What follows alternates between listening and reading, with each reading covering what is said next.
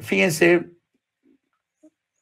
aquí era de las protestas que había contra la contratación de Loret de Mola. Y Mael Vallejo, insisto, un periodista que orbitó en las cercanías de Claudio X González, fue el que llevó a Loret de Mola junto con Enrique Krauss, con León Krauss, a las páginas de Washington Post. Bueno, a pesar de toda esta defensa que hicieron Mael Vallejo, los Krauss de Carlos Loret de Mola, el director de opinión del Washington Post decidió pasarlos por la guillotina, porque no le constaba si acaso las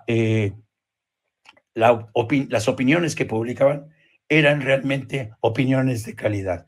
Pero saben que esto también es muy interesante analizarlo en el contexto de lo que ya decía el presidente.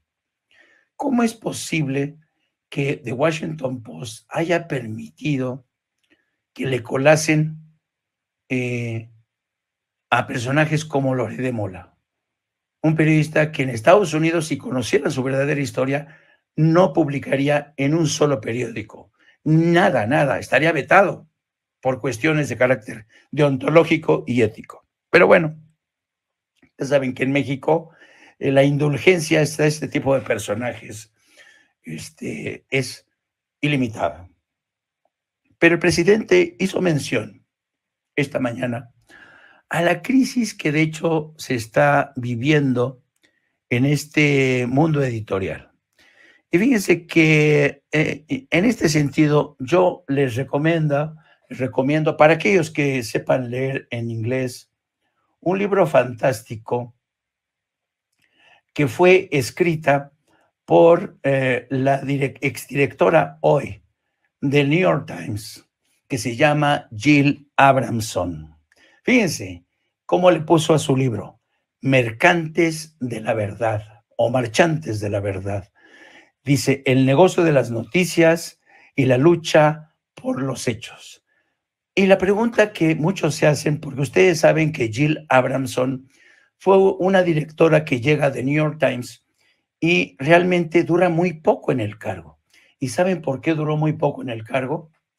Duró muy poco en el cargo porque cuando se enteró que a ella le iban a pagar mucho menos que a los directores que antes tenía el New York Times, decidió decir, no, yo así no me llevo, no puedo permitir que me paguen menos que los anteriores directores de esta gente, de los directivos del New York Times. Pero lo interesante de este libro de la exdirectora del New York Times es que ella narra a través de sus páginas realmente cómo el periodismo en Estados Unidos ha entrado en una crisis profunda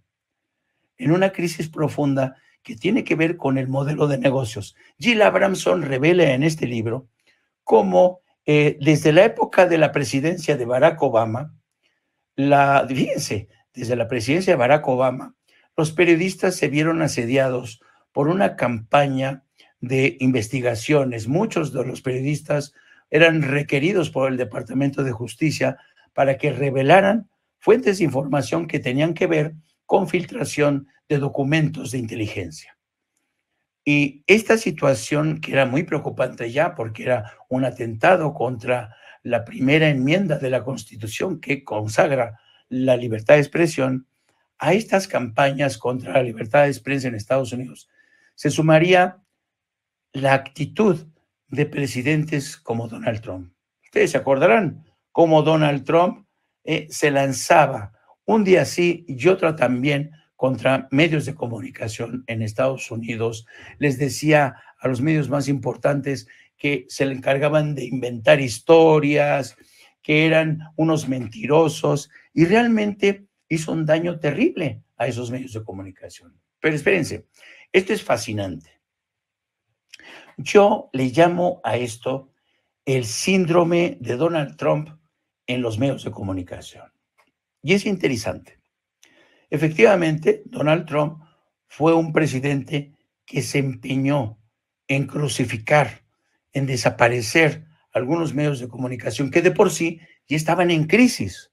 El modelo de negocios en Estados Unidos de los medios de comunicación desató prácticamente una caída en forma de dominó de algunos de los periódicos más importantes, que ya no les alcanzaba lo que recibían en materia de publicidad. ¿Y todo esto por qué? Porque incursión en el mercado las redes sociales, Facebook, Google, Twitter, Instagram, y empiezan estos medios a capitalizar gran parte de la publicidad, algo que ya está pasando y sigue ocurriendo en México. Pero, ¿qué ha pasado, por ejemplo? Al entrar en competencia los medios digitales, lo que hicieron fue abaratar los precios de la publicidad en Estados Unidos. Por ejemplo, les pongo un ejemplo. Una página completa del New York Times, una página completa, ¿saben cuánto cuesta? Más de $100,000. Una página completa del New York Times. Si ustedes quieren poner un anuncio en el New York Times, qué sé yo, de lo que sea, les cuesta más de $100,000. Bueno, estos precios se han ido abaratando precisamente porque los medios digitales le han ido comiendo el terreno a los medios impresos, a la radio y a la televisión. Ahora, ¿esto es bueno? ¿Esto es malo? Yo no lo sé. El hecho es que ya está ahí y no podemos darle la espalda a esta realidad. Y por eso el modelo de negocios periodístico, tanto en México como en Estados Unidos y otras partes del mundo, prácticamente ha sacudido las redacciones de importantes diarios, de radiodifusoras, y muchos periodistas han tenido que dar un salto de los medios tradicionales o convencionales a los medios digitales. Se los dice alguien con casi 50 años de oficio que inició haciendo coberturas escribiendo en viejos teletipos, que eran como, pues no sé si ustedes conozcan los viejos teletipos, los aporreaba uno para mandar. Yo me acuerdo que en una de mis primeras coberturas en zona de conflicto en Beirut, tenía que aporrear el teletipo, y eso a partir de determinada hora que se iniciaba una tregua que había entre sirios y libaneses. Bueno, el caso es que